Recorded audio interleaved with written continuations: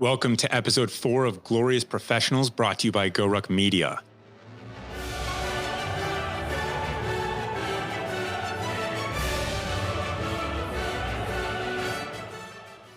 Today, our guest is going to be Dr. Angel.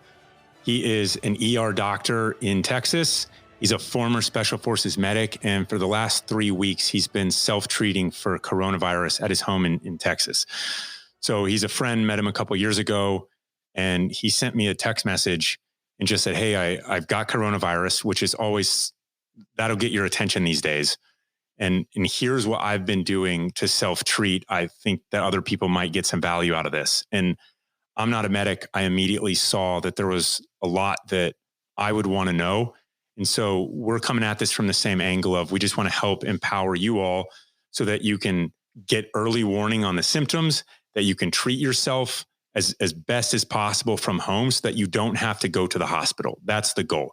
But also, Dr. Angel is going to get into when you do need to go to the hospital. So if you haven't read it first, I recommend before you listen to this podcast, you go ahead and read Dr. Angel's Coronavirus Care. It'll be in the footer here. It's also on GORUCK.com and on our blog and everything. But he talks all about the importance of hydration and immune support, what to use, specifics.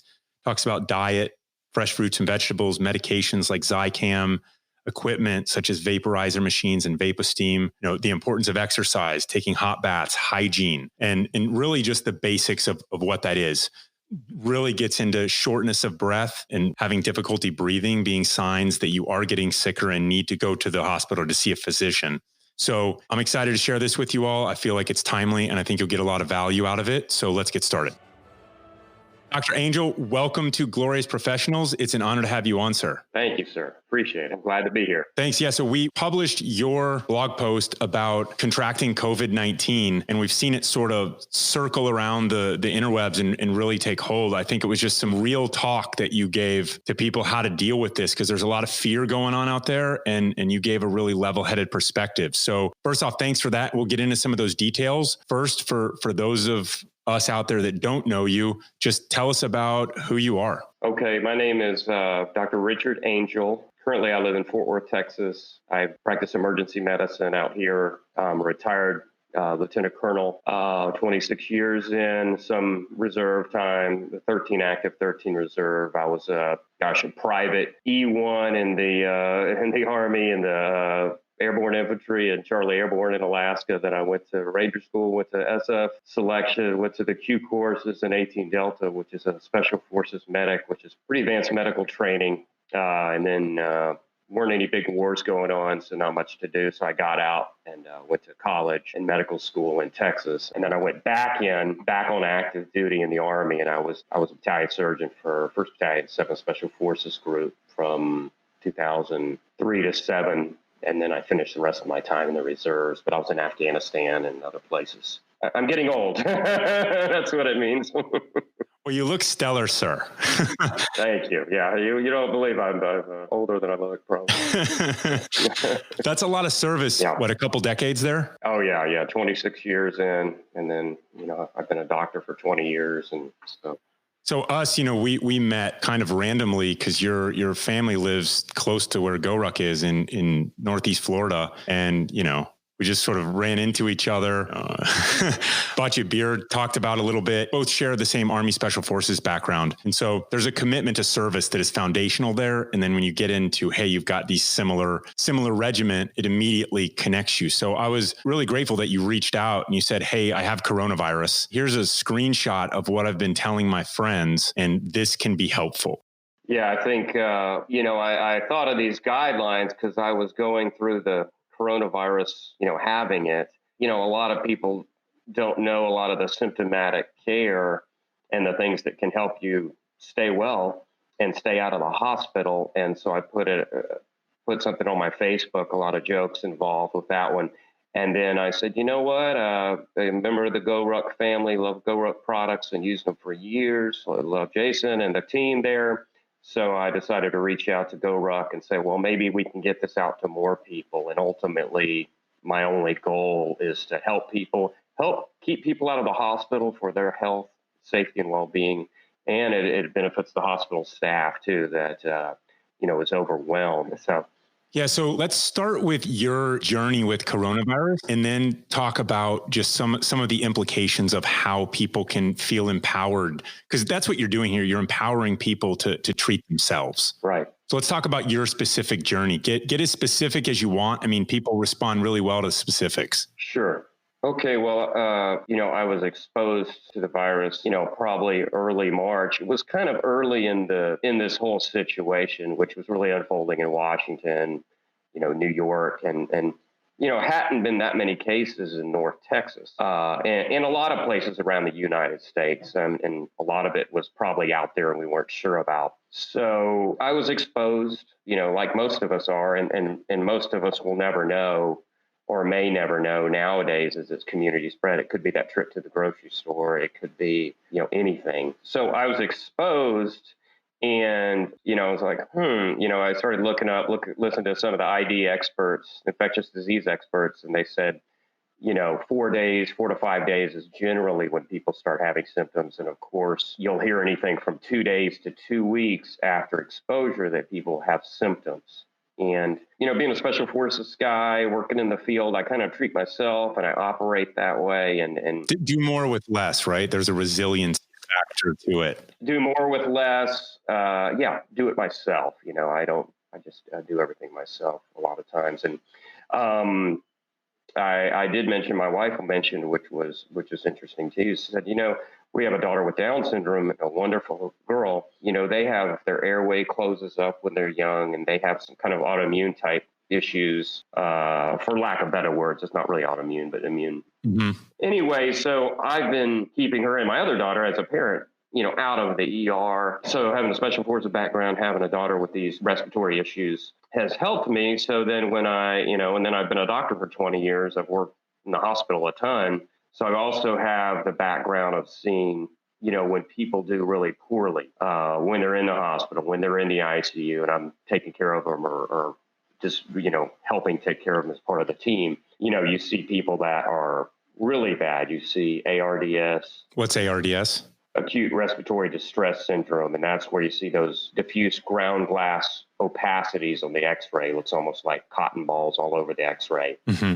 And that's, an ominous sign. So anyway, you see a lot of these things. You see pneumonias, you see, 25-year-old male that gets strep pneumonia and you're giving him all the antibiotics that kill it and they still die. And, working in a hospital, you sort of see the end stages of a lot of these disease processes. And a lot of times you don't see as much, the less severe forms.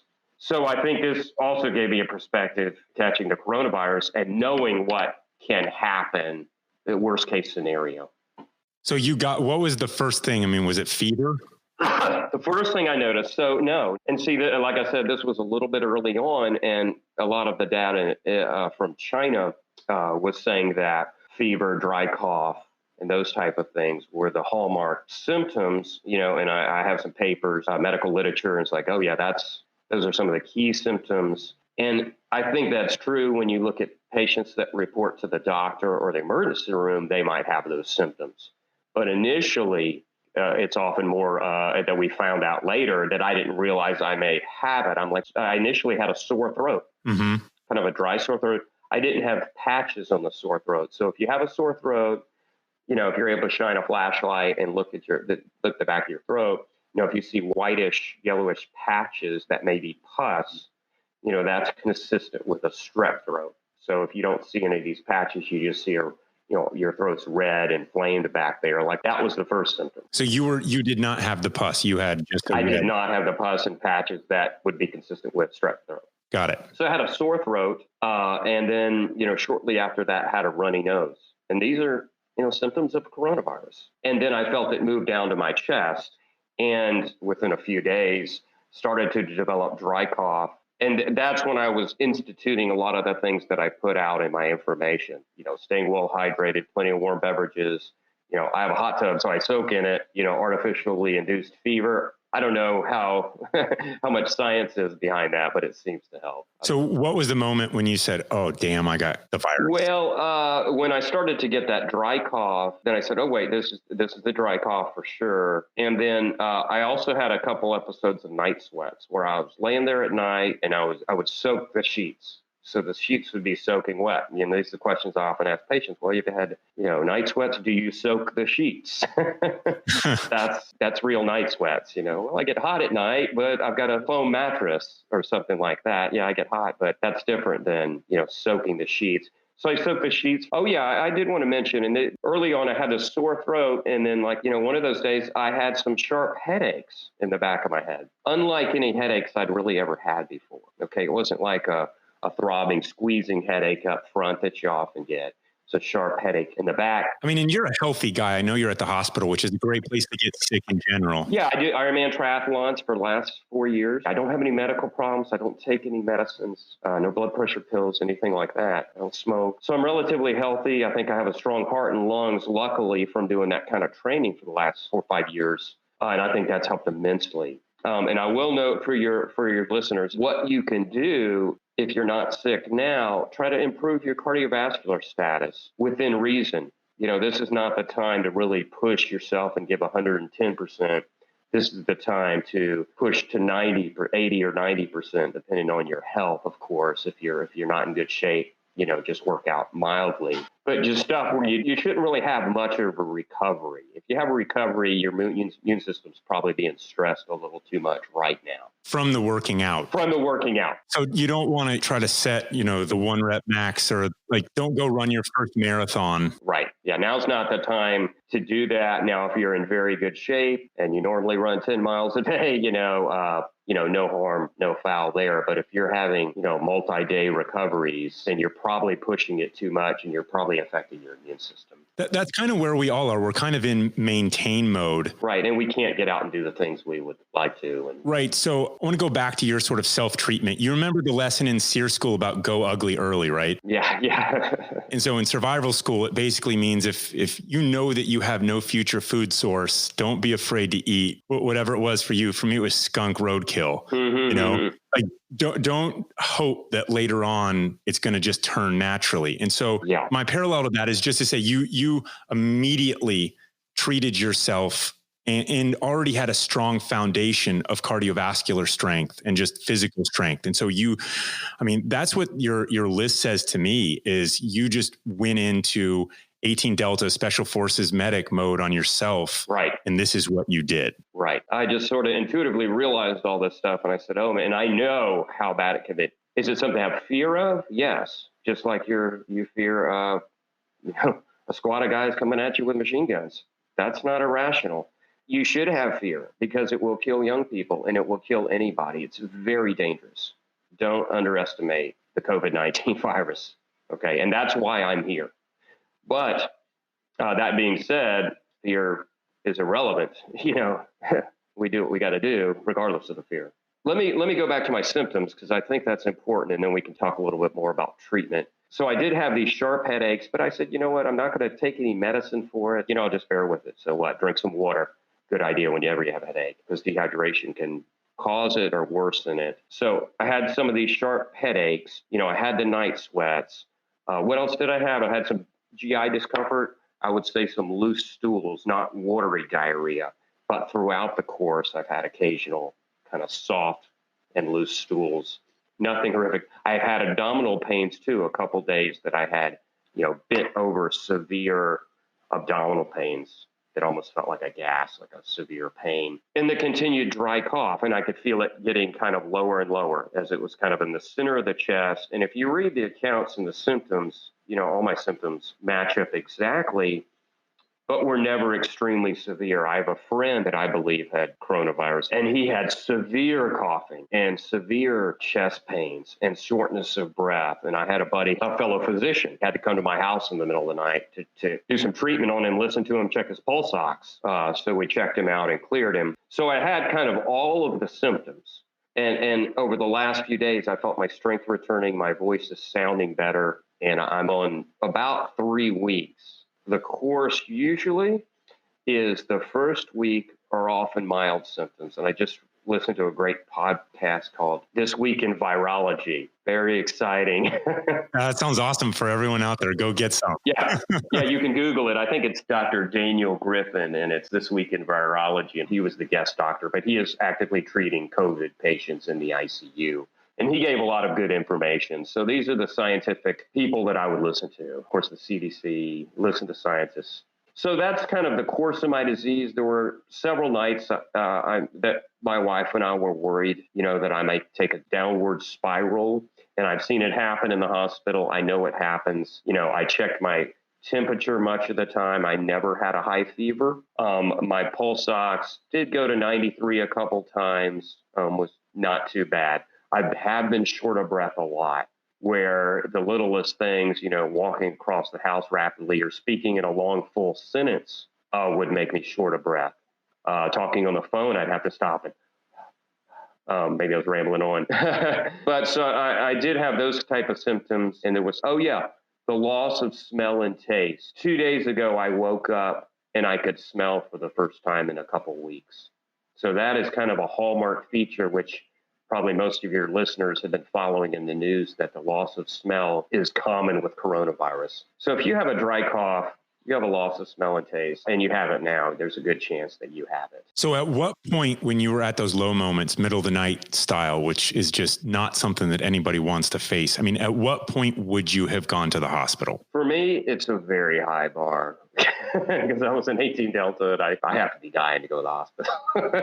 But it's kind of like when you look at someone. When I look at someone who's sick, I can look at them and watch their breathing. And then I ask them, "How are you doing, Mrs. Johnson?" "Oh, I'm doing fine, except I just think I'm a little bit sick." If you can speak in complete sentences and you're not breathing more than 20 or 22 times a minute, you're probably doing okay. Okay. That's absent a pulse oximeter. Right. That's just ground truth, real talk. With everyone's a special snowflake, but that's just ground truth, real talk. If someone looks like, if you're the patient, you feel like, I'm on mile 5 of my run and I'm sitting here, obviously you can't maintain that for any length of time and you can rapidly drop. So if you're out of breath at rest, if you're sitting still and you're out of breath, the recommendation are, if you're short of breath, you need to go to the ER.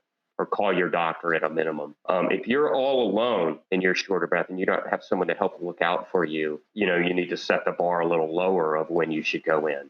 If you use a pulse oximeter. Easy to get on Amazon, not expensive, right? Easy to get on Amazon. Jason put up a link for a $25 one that's got thousands of reviews. They're simple devices. They used to be cutting edge back in the day. Great for throwing on a helicopter where you're triaging patients where you can't hear anything. You put that on. If it's good, somebody's not that sick. So it's just a little clip that you put on your index finger. An index finger, and it's got a little light beam that shines through. If you've got nail polish, if you're a female or a dude who likes to wear nail polish, keep that off if you're sick because the nail polish will inhibit that light beam. And that's what we do in the hospital. We clean them. So you use the pulse oximeter, and it's got to get a good waveform. In the hospital, we can look on the machine and see the kind of a waveform and say, oh, it's picking up accurately. A lot of ones will have a beeping of the heart rate. And if it gives an accurate heart rate and it gives you your number, it's probably accurate. But sometimes you have to give it a little time and take a few readings. If it's bad on one finger, do it on another. Your heart rate, if it's below 100, you're not that bad. 60 to 90 is pretty good. Most importantly is that, if you're sitting still and you're in the 110s or 120s on your heart rate, again, it's like you're running a race, but you can't sustain that. And you don't know how weak you are from the start or how bad the condition of your lungs are. The key thing, take-home point, is the pulse oximeter, the reading of your oxygen. And normal for adults without medical problems is about 96 to 100. Kids usually run higher, and kids can drop quicker. Kids are not as affected by the coronavirus. For adults, when do I need to go to the hospital? When do I need to be concerned? Probably 93 and below. Like I said, mine got to 93 a couple times. I put on some vapor rub. I take a dose of that Buckley's cough syrup, which is like a menthol. Eat some cough drops, make some herb tea. I sit up because when you're laying down at night, all the fluid goes and that clogs your lungs. For simple terms, it's harder to breathe when you're laying down. So you sit up and the gravity helps that fluid drain and opens up more of the bronchioles to get oxygen in. So would it be best to almost sleep in a hospital bed or in a lazy boy recliner? If you're really sick, yes. And the audience may or may not have relatives or those sick people, COPD, congestive heart failure patients that do sleep in a recliner in an elevated bed. I would say if you're so sick that if you're otherwise healthy and you don't normally sleep with the bed elevated, then you really should probably be in the hospital. I mean, this is nothing to play around with. I'm not trying to give guidance for people to stay at home and manage themselves. I'm trying to prevent you from getting low. Right. So you're used to managing people and yourself. I mean, your bar should be. Yeah, my bar is higher because I know, and I also know that I'm looking at the numbers. I'm used to being up in the middle of the night doing this stuff when I haven't slept as a resident and such. And I've been, special forces. I know when my mind is not performing accurately. Most people don't know that very well. Honestly, I know exactly when my decisions are appropriate and when they're not as appropriate. Most people don't understand that level because they haven't been to that edge. And they also may not know medicine. So I would say, if you get 93 and lower, if you're out of breath, if you feel you're out of breath, if you feel that I'm sick, I'm not getting better, I feel like I'm scared for my breathing, you need to be going to the hospital. You don't play around. And so what are they going to do for you at the hospital at that point? So you can see still a little bit of lingering cough. So at the hospital, they're going to throw a pulse oximeter on you. They're going to take your vitals. They'll probably do a flu swab and a strep swab and maybe the COVID test, the nasal swab. But most importantly, they're going to put a pulse oximeter on you. And if you're having trouble breathing or your pulse oximeter is low or both, they're going to put oxygen on you, and they're probably going to start with the nasal cannula, the little plastic tube. And that gives you supplemental oxygen. And that generally you can put it on 2 to 4 liters a minute, often just on 2 liters a minute. And that'll raise you, I was at 92% on room air, which, is about 17% oxygen room air. By putting the supplemental oxygen, you're increasing the oxygen concentration of what you're breathing in. So your oxygen blood level will come up and your pulse ox will come up. And if it comes up and you're breathing good and they monitor you for a while, they'll probably do a chest x-ray, some blood work, and then see how you do. And they would either admit you kind of for observation and supplemental oxygen and possibly some medications. Or they'll observe you, see how you do off of the oxygen. Hey, the slang was trial of life, which means, hey, let's turn your oxygen off and watch your sats. Hey, talk to me. Give me some full sentences. Talk to me. See if they're maintaining their saturations, then they might be able to go home. Now, as they do worse, or if they're worst case, then they might use a face mask oxygen, and that can give a higher concentration of oxygen. And then further levels, maybe a CAT scan of the lungs, a CT scan of the lungs will give a more accurate evaluation of the lungs.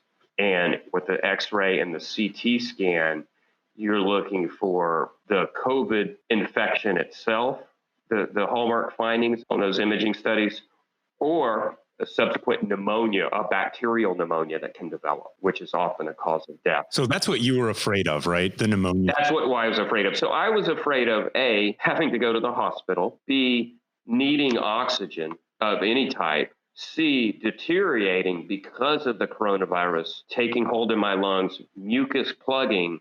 That's why hydration, warm beverages, maybe the warm soaks, the immune support, the nutrition, all these methods are very important to prevent you from spiraling down this spiral. That's why I'm doing this. So as you further worsen, then you need a face mask that seals, like some people have them machines at home at night, and then in a hospital we use BiPAP, and that forces the oxygen in. And you can do that while you're conscious. Okay, it's got a seal, kind of like the bags we use in CPR and bag people. It's a seal like that blows oxygen. It keeps your alveoli open. Is this the big ventilator? This is the step before a ventilator, the BiPAP machine. Now, there's 2 dangers. If you use a nebulizer machine at home, which you can buy on Amazon, and you can use saline nebulizers, which will moisten the lungs, almost like old-fashioned sitting over a boiling pot of water with a towel over you. That's kind of the way the nebulizer works. It has the saline, which are the little plastic pink ampules. And then people often add albuterol or Atrovent, other medicines that are used for people with asthma and COPD that help open up the airways. and you would need a prescription for that from your doctor. And if you have asthma or underlying conditions, you definitely need to have a nebulizer machine at home, face mask and tubing for everyone, and, the medications and the saline. Someone pointed out the danger with the nebulizers, which they're not using in the hospital for COVID patients that much, is because it aerosolizes. Okay, you can easily imagine you have a little bit of blowing in there, and now you have an aerosol cloud creating around you. And when you talk about BiPAP, which has that sealed face mask, that's even in many situations avoided in the hospital with COVID patients because it just fills the room with aerosol particles and endangers everyone. So the next step down to worsening is endotracheal intubation.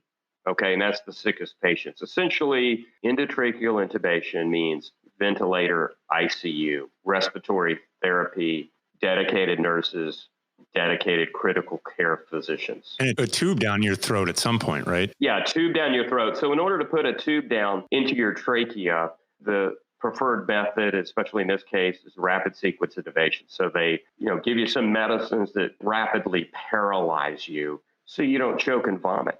They paralyze you, which means you're no longer breathing. So if you're left there for more than a short period of time, you'll die unless you're given oxygen. So that's why it makes it a critical emergency medicine and ICU skill is this intubation. So they put the tube down your throat, probably as big as your pinky or so, and it's got a little bulb on the end, almost as big as a lollipop, that you put a small amount of air in, and that seals the tube to your trachea. So if you were to vomit, it doesn't allow vomitus to go down your trachea and give you a pneumonia, aspiration pneumonia.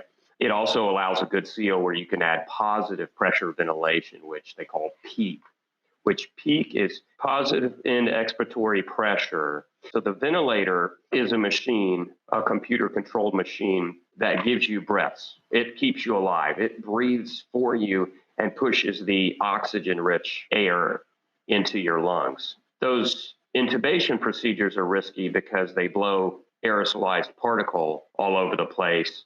It's very important and very difficult. I mean, with our frontline hospital workers right now are the special operations and soldiers of all types. That's what these guys are now. They're on the front lines and they're risking their lives doing these procedures. It feels very much like that to me. I mean, I don't want to equate this to a war. It's different, right? Yeah. Like you need different words. It's like that. And I would almost say the people in the hospital, may have it harder.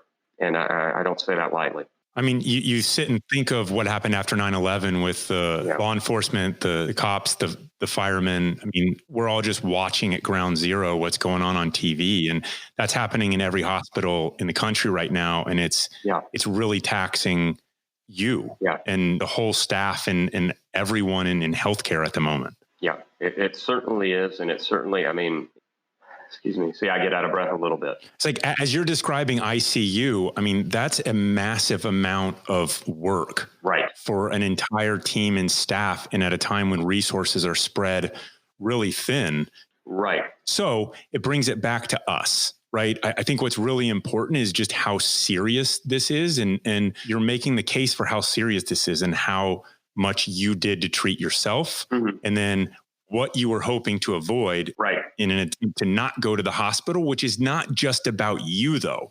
And that's the big thing. Right. That's the important part. Yeah. I want all of us and having the background in the Army Special Operations, it's not about you. And you learn that at every stage. It's about the team. Yeah. I think that's one of your GORUCK mottos, not about you, isn't it? It is. It's not about you. And so everybody's in this. You need to take care of yourself so that you don't steal resources that are needed for somebody else at these hospitals. These requirements, and of course, the United States, excellent medical system, excellent medical care, which is all high tech and expensive. And it's just not designed for an overwhelming pandemic. I mean, what hospital could justify having, surge capacity of 10 times the ICU beds? We can't afford it. So a COVID patient can often be on the ventilator for 14 days.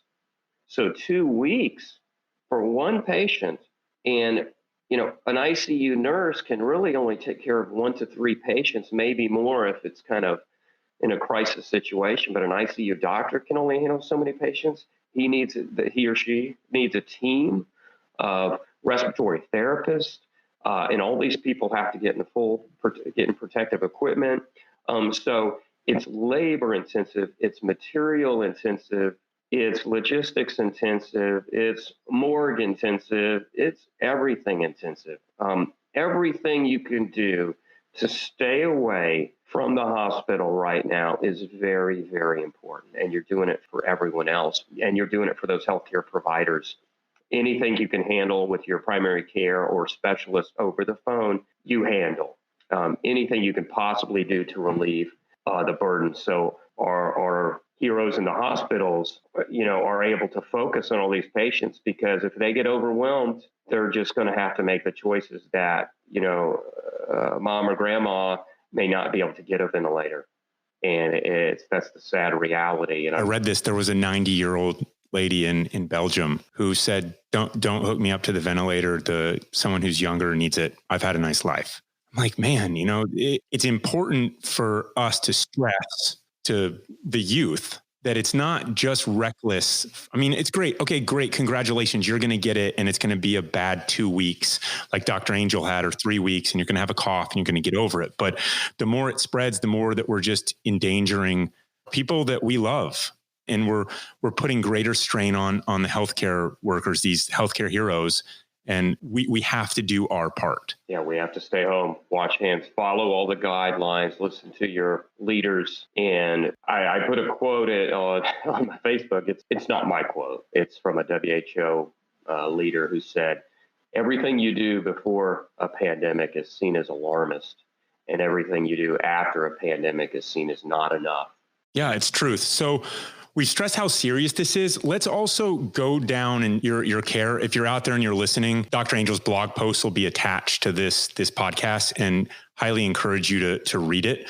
But I just want to go down the bullet points, because you wrote this at least a few days ago. Maybe there's a little more perspective, a little bit more, and just talk about these are ways that you can avoid going to the hospital, which is the goal. I mean, in any time, the hospital is a really good place to get sick. So avoid it if you can, especially now. I mean, I know you're not saying don't go to just be tough. If you really need to go, which you've outlined already, then go. But your goal is to teach people how to self-treat so that everybody isn't just rushing a system that can't deal with it. That's exactly it. We need to really become very educated on how to self-treat. And we also need to know when we need to go seek medical attention or go to the ER, which I've kind of covered, mainly the shortness of breath. Of course, altered mental status is one too. Someone is not acting normal. Yep. Let's go down some of these. Dr. Angel's coronavirus care. Number one, you say hydration. I can't overemphasize this enough. Let me say that you can become overhydrated. If you are pounding liters of water, every hour, and your urine is always clear, your sodium and other electrolytes can drop and kill you. You can overhydrate. Okay. But for most of us, we want our urine to be light yellow most of the time. That's a good general guideline. Okay. And clear sometimes. If it's clear all the time, 24 hours a day, you're probably drinking too much water. The importance of hydration, to give you a background, if someone has an overwhelming body infection, which is another big cause of death with coronavirus, it's called sepsis. The infection's in your blood. You are circling the drain. Okay, you're headed towards death, potentially. One of the treatments, of course, is antibiotics.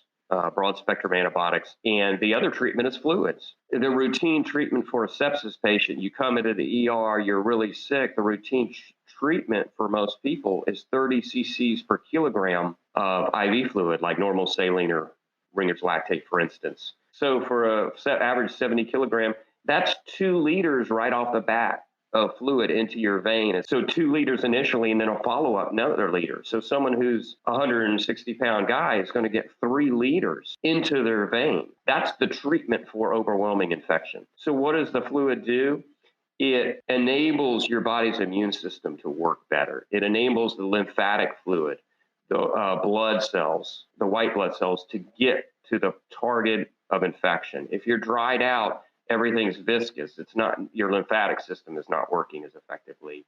Nothing is working as effectively. It's also what you brought up before about if you're going to get sick, don't start at a deficit. Right. You want to be as healthy as you can. Very important. Everyone right now certainly needs to be maximizing their immune system. And once you start to show any symptoms of any type of upper respiratory infection, it needs to be almost a full-time job. Someone had commented, oh, that's stuff you're telling is basic cold care.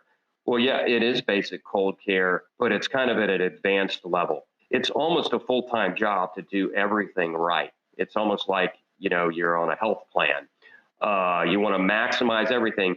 You want to go into that potential out of breath, really sick, when COVID really starts to take over your body and send you to the hospital and try to kill you.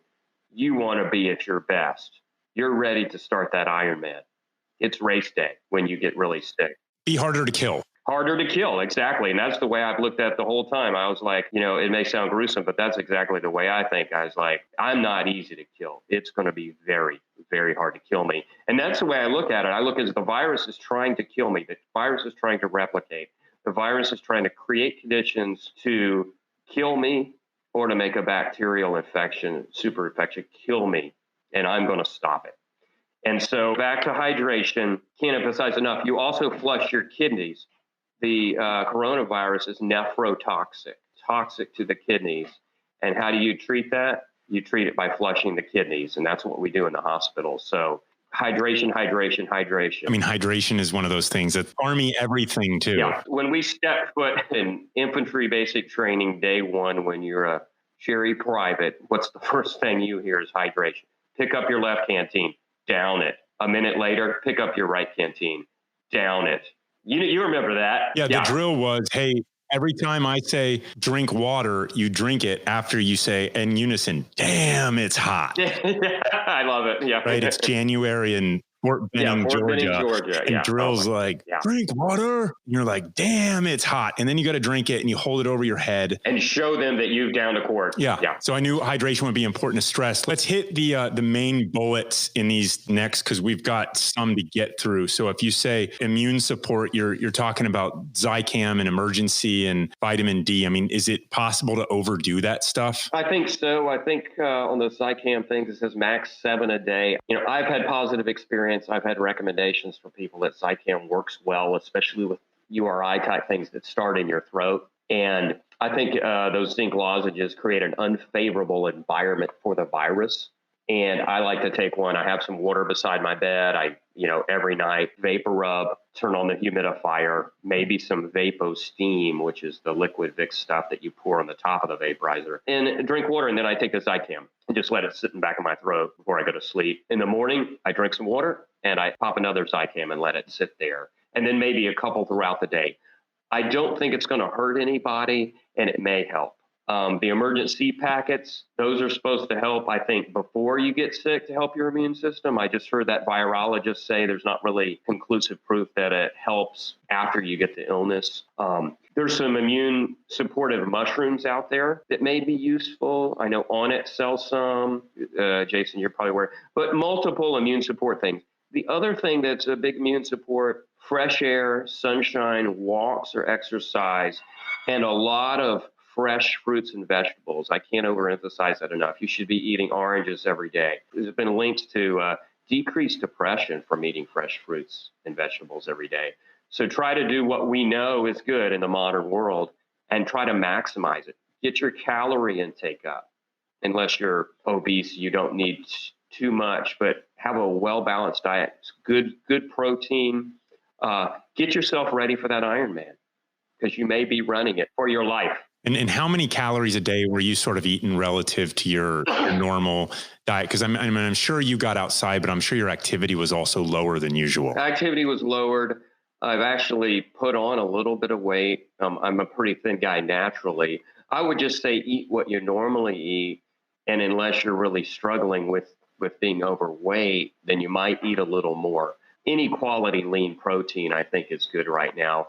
Saturated fats and all that things, we want to stay away from fatty foods and stuff. Just the basics. Now is the time to build up your system. Going on a very strict diet right now is probably not a good idea. Or if you start to show symptoms, certainly return to a full well-balanced diet. So you don't want to binge eat Oreos all day. What about alcohol? Because, alcohol sales, if you read anything, are just through the roof. And people are stuck at home. Yeah, got nothing to do. Maybe Netflix or something. Alcohol does suppress the immune system somewhat. An occasional toddy at night might help you. Everyone loves the Special Forces medics, man. You guys are the best. Yeah, because, hey, we're, Kids out there, that doesn't mean come to Florida in spring break and drink 14 turquoise blue sippy drinks and then. Exactly. That's not the cure there. I think everything in moderation with diet, with alcohol is good. This is not a time to party hard, not a time to drink a lot. And the other issue, too, is acetaminophen, Tylenol, which are the same thing. Acetaminophen is the same thing as Tylenol. So look on your medicines, like NyQuil, for instance, has acetaminophen in it. Acetaminophen is toxic to your liver, and you combine it with alcohol, it's not a good combination. Now, I think, if you had a toddy and you had a small amount of acetaminophen, I don't think that's going to really put you out. But if you were taking 2 Tylenols every 4 hours and then you decided to drink a 6-pack, that could seriously hurt you. And in some cases kill you. So you want your organ function optimized, kidney and liver, lungs and heart, everything. So watch out for acetaminophen and alcohol. Got it. So equipment, you've alluded to this, the vaporizer machine and VapoSteam. I mean, we're getting at just how professional, imagine that, your care was of yourself. You talk about this as almost a full-time job. Well, sometimes being harder to kill is a full-time job. And when you get hurt, it's a full-time job to recover. It's no different than when you're doing mission prep or you're on the battlefield. You're going at it 110%. In this case, it's 110% taking care of yourself. Resting, I'll throw that out there. Even now, you could tell I'm getting slightly out of breath, but after I would take a shower, we'll talk about that stuff, but I would take a shower, I lay down and rest for 10 minutes or something. The simplest task. The important thing is don't overdo it. Keep your energy levels up. Don't waste your energy doing things you don't need to. So equipment, let's talk about equipment. One of the most important, humidifier is great. Vicks makes one. The old school one, it's got a big clear water tank on it. It's got a heating element. They're great to have if you have kids. I don't see how anyone could survive having small kids and without a humidifier. That and the VapoSteam can really help moisturize your lungs. You can use it at night. Now, it does sort of spread in the air, though, so you have to be careful about that, right? Yeah, and I'm not sure how that would affect, let's say, if you're in the room with your spouse. If you have symptoms, you should self-isolate and sleep in a different room. Now, have I done that all the time? No. Early on, I didn't. And open a window and do that stuff. Yeah. Another thing that I do for my sleeping quarters is I'll put a fan on the window blowing out. A blowing window, you could even put cardboard around it, duct tape, whatever. A box fan would be ideal. And put it on low and it blows out and it makes negative pressure. So all the air in the house gets sucked from the rest of the house through your room where you're germy and coughing, and then blows out the window. So that can really create an almost... that's a solid tip right there. Yeah, that's a real good pro tip there as a negative pressure kind of thing. Any of us can make that easily on a window or a screen door and leave it on low all the time. And it kind of, you can use incense, a candle, a match, blow it out, and you can watch the air move out of your room past you through the system. Oh, the other equipment, I talked about the pulse oximeter, a nebulizer machine. They were $50 on Amazon. Now they're $100. They may be more. And separate face masks for family members. They even have that sort of pipe type thing. Maybe saline that you can buy on Amazon. The little pink plastic things will help moisturize your lungs. My buddy that was having trouble breathing used it on himself and felt 100% better. Didn't have to go to the ER. So that can be a lifesaver. If you have asthma or lung conditions, it's a no-brainer, a given. They're very common and cheap now. I've got this approach right now where I don't want people to just go into debt buying a bunch of stuff they're never going to need. Right. However, if the alternative is go to the hospital and tax, potentially die. And tax the system. Yeah, until you die. This is an actual need to be harder to kill, which is the goal. Mm-hmm. That's exactly it. This is not, retail therapy or e-commerce therapy. They're going to have to call that some new name, right? This is to take care of yourself and your life and the livelihood of those around you. So there's not really a good reason to chintz on that stuff, even if it's double what it cost 3 weeks ago. Who cares? You didn't have COVID-19 3 weeks ago. Exactly. Jason, you're relatively healthy. Your family's healthy, I imagine. If you have immune conditions, if you have, underlying health problems, hypertension, diabetes, obesity, coronary artery disease, immune problems, you're a smoker, you need to invest in some of this equipment. And also stop smoking if you're smoking right now. Buy some nicotine patches if you have to. Smoking will, on top of a COVID infection, is terrible. Amazon's going to sell out of nicotine patches because Dr. Angel just recommended them. Yeah. Tongue in cheek, I'm sure, but do what you got to do right now, especially. And I will say I'm not affiliated with any of these companies. There's no profit motive. I'm not the spokesman for Buckley's, original cough syrup, or Vapor Rub, or water. I think this all comes across, Doc. I think it comes across. So then you got into hot baths and hygiene. So the hot bath. So I'll go into that briefly. I happen to have a hot tub. It's great for my back. Been in the field, suffering in Alaska. I'm all about being warm and comfortable and relaxing, and having jets take care of all my aches and pains. Carry a 100-pound pack on snowshoes in Alaska, 50 below. I love a hot tub. So I have one, even in Texas. So I've noticed, when my wife and I would start to get sick, we would just sit, up to our neck for 15 minutes, and it's on 103 degrees. It's where we keep it. Maybe it's an artificially induced fever. Maybe the heat may loosen secretions, and I sit in it twice a day. It's just sort of therapy. Plus, it's full of chlorine and bromine salts that kill bacteria. I used to get MRSA infections from the hospital and stuff, and those all went away. Skin infections, which are common in the Q course, I'm sure you're very well aware of. MRSA infections, guys that do grappling or do mixed martial arts. Cellulitis was the big thing. Cellulitis, they're constantly battling MRSA infections. And so a hot tub may be useful for them because it kills it all. So warm baths may help.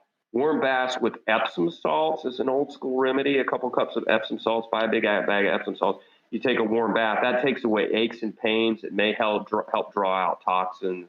Of course, when you take those baths, in those heat baths, you got underlying conditions. You may feel faint and weak. You've got to stay extra hydrated. Let me go back to the hydration real quick.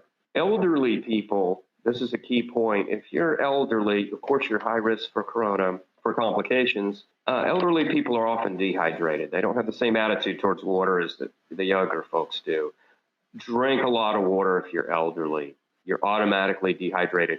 If some of our listeners get fevers, I've heard accounts of people feel like their skin is on fire, or I've got 104-degree fever, or you get night sweats or something like that. If you have those conditions, you're burning through water. If your respiration goes up, you're breathing in and out a lot more water. So whenever you lose water, you need to pay attention to put more in. Especially with fevers, you need to really. So if you're a mouth breather, breathe in double. Yeah, if you're a mouth breather, knuckle dragger. Then drink even more. Yeah, we won't bring 18 Bravos to this. No. And so the last is just hygiene. It's a pretty basic thing, but it just matters more now. We've all been there. You're in the field and stuff. Good hygiene, not only is it from an infectious disease a great thing, a morale and psychological and depression booster. We're all holed up in quarantine. I like to look at the old explorers like Ernest Shackleton, and I'm sure you've read some of those books when these guys are trapped, on the ice or on the desolate island for months eating, seal meat or whatever they can eat. They essentially approached it. Most of them were military veterans, and they approached it with a schedule of hygiene. And, okay, we're going to brush our teeth every day, even if it's with a twig. We're going to do a bath every day or every other day.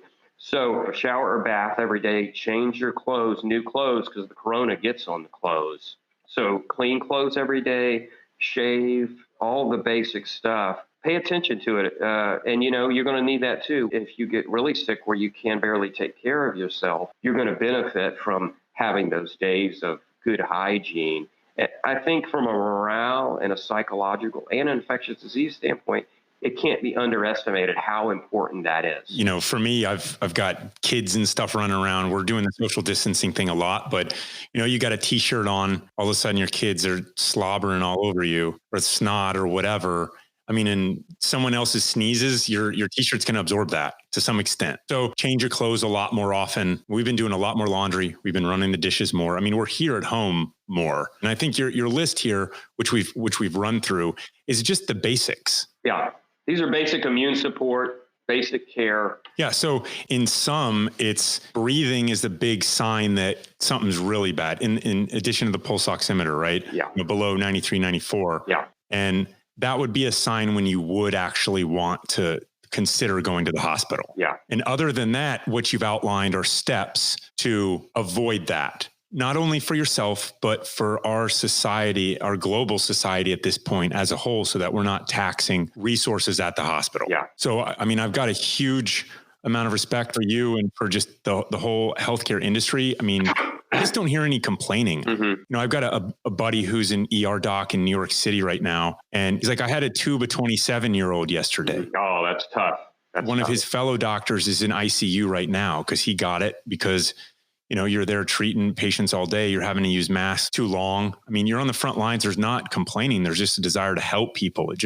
Everybody just wants to know what more they can do. And the hard thing to accept is you need to stay home and social distance and do that stuff. But you've outlined how to take the steps so that you don't tax the system more. And then we've talked some about just the importance of doing that. Yeah.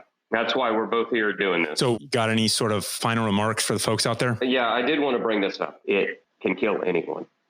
It is very, very serious. It's nothing to take lightly.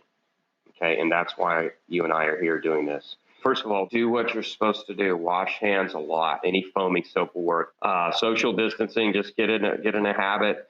The second point I want to make is that there's a significant delay in symptoms from when you're exposed to when you get very sick. And that's what makes it so hard. You know, we're all on a 24-hour news cycle and we're used to things being pretty rapid. I had seen some information from China that, you know, the average time that someone presented with symptoms till they died was 17 days. And like I said, it may take, 5 days or so to show symptoms for when you're exposed. It may take another week where you have mild symptoms. And then that second week is where you get worse and you're in that danger zone. So those are the points. And I also want to give you some hope and we'll get through this and we'll tough it out and we'll get through it and we'll be hopeful and we'll be strong and we'll be positive and we'll get the job done. That's what I want to leave you guys with. Thanks for Jason for having me on to try and help people. Thanks so much, Doc. It's been awesome chatting with you. It just, thank you for your service all these decades in the Army, as well as being a doc and just wanting to educate people.